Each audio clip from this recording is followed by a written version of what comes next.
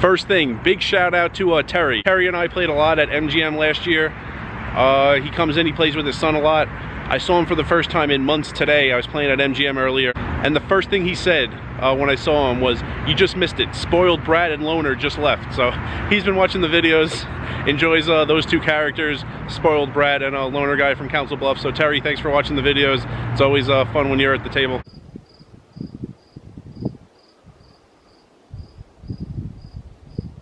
So when I was in the Omaha Council Bluffs area, I put up that video for teenagers that they should consider poker, consider something where you're your own boss. You could put in as many hours as you want, something like that. Link at the top of the screen, and I have a little more to say on that matter. I want that to be an option for everyone. I don't necessarily want everyone on earth to be self-employed and doing something similar to what I do, but I'm very much against the traditional lines of work, because a ton of times in my life I was lied to and cheated. So I just really don't want to go back to that.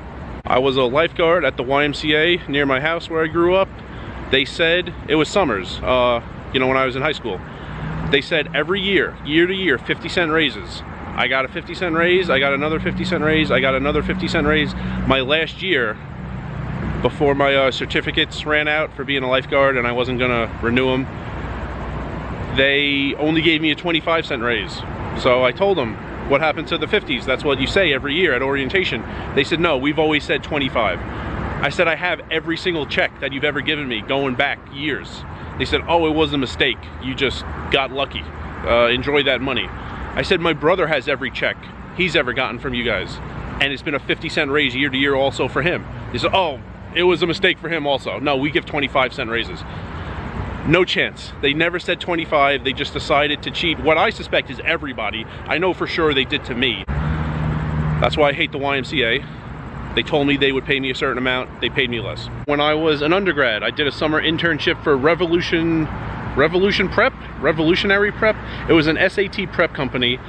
It was basically every single stage of running an SAT prep class. It was marketing, and then selling, and then being the teacher for the class to the high school students. It was based on how many students you got to enroll and pay for the class. That was going to be your pay for the summer, but they were very clear.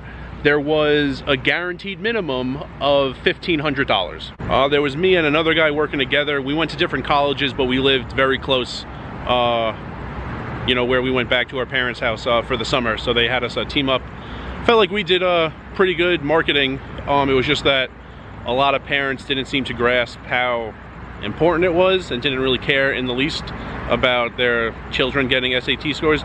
We got, I don't know, 8 to 10 students, and we gave the class, but that wasn't enough to break the $1,500 minimum. So that's what we were going to get paid, and they just tried to pay me $0. So I asked them for the $1,500. They said, oh no, you didn't meet all these other requirements. You weren't at all the meetings. We had like a contact, and yes, I was at every meeting over the phone with him. They just made up a lot of stuff.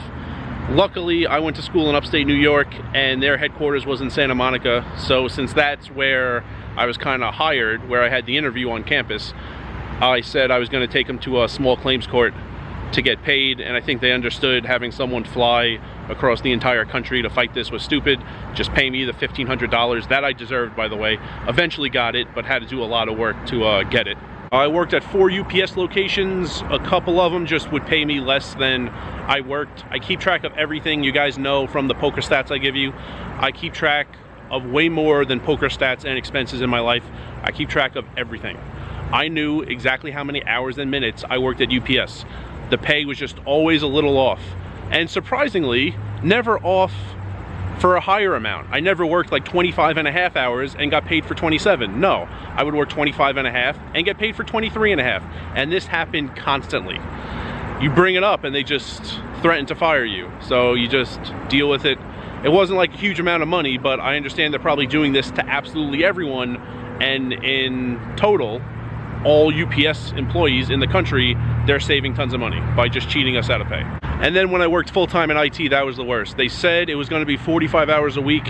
It was more like 65. There were tons of nights, tons of weekends. I was in my office at midnight all the time. They said stuff like that would never happen. In addition to that, them lying about the hours, I was shorted about $15,000 in the 7 months I worked there. So, lied about hours, lied about pay. It was just terrible. So, I've had a lot of experiences like that in my life, which is why I really like poker.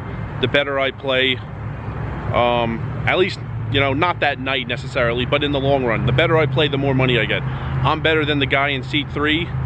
Over the course of weeks, months, years, I wind up with more money than him. I decide the hours. I want to play a ton, I get paid accordingly. I'm at the table playing, and, you know, don't win every night, but yes, long run, I win. An 80-hour week gets me more money than a 45-hour week. So if you've had good experiences working, you know, on the books for a boss, that's great. If your bosses are honest and they pay you what they say and the hours are what you were told, and, you know, if you get paid more than someone else doing the same job who's not quite as good as you, that's great. And I hope you enjoy your life and you enjoy your working life and your non-working life, and your pay, you know, always makes sense. That has been very, very rare for me, so I can't stand it, and at this point it's just going to be a very rare scenario that I go back to a life like that. There are things besides poker that give me the characteristics I want in how I earn money. Right now I'm focusing on poker, so it would be great. I would really enjoy teenagers to have more options than I did. Try something traditional if you want to, but understand how it works being your own boss and having your own project and setting your own hours and understanding where your money's going to come from all on your own, because one of those two could not work out, and it would be nice to be able to do the other. So I'm not saying everyone on earth should be self-employed. I'm not saying everyone on earth should play poker for a living, but you should not limit yourself to one thing. And I know their traditional route, a lot of people take that on, and not as many people take on like a solo project with a little more risk and a little more unknown in the future. But it will be a great thing to try, early. That's why I'm urging teenagers to try to put this in to their life in some way.